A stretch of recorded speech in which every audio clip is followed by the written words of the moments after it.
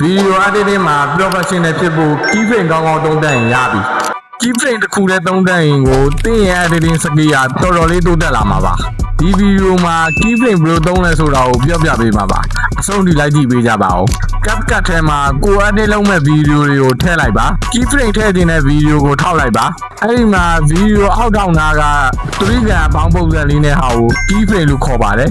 အဲ့ဒါလေးကိုတစ်ချက်နှိပ်ပြီး keyframe မှတ်လိုက်ပါဒါဆိုရင်တော့အောက်က video list ထဲမှာ keyframe ပေါ်လာပါပြီပြီးရင်တော့ video ကိုလမ်းတစ်ချောင်းနဲ့ဇွန်းဆွဲချဲလိုက်ပါဒီကိုနည်းနည်းရွှေ့ပြီးပြန်ကြုံပေးလိုက်ပါဒါဆိုရင်တော့တင်းရဲ့ video ကငြိမ်သက်မနေပဲအပတ်ဝင်သွားပါပြီ keyframe သုံးတဲ့အခြေခံကတော့ဒီအတိုင်းပါပဲကိုစိတ်ကူးကောင်းရင်ကောင်းသလိုကြိုက်သလိုပုံဖော်လို့ရပါတယ်ဥပမာဒီလိုမျိုးဘေးရရင်ထွက်လာမလားဒါမှမဟုတ်အပေါ်ကရင်ကျလာမလားကြိုက်လို့ adjust လုပ်လို့ရပါတယ်အားလုံးပဲအဆင်ပြေကြပါစေနောက်ထပ်လည်း editing နဲ့ပတ်သက်တဲ့ tutorial လေးကိုလည်းသင်ပေးအောင်ပါမလို့ follow လုပ်ခဲ့ဖို့မမေ့နဲ့အောင်နော်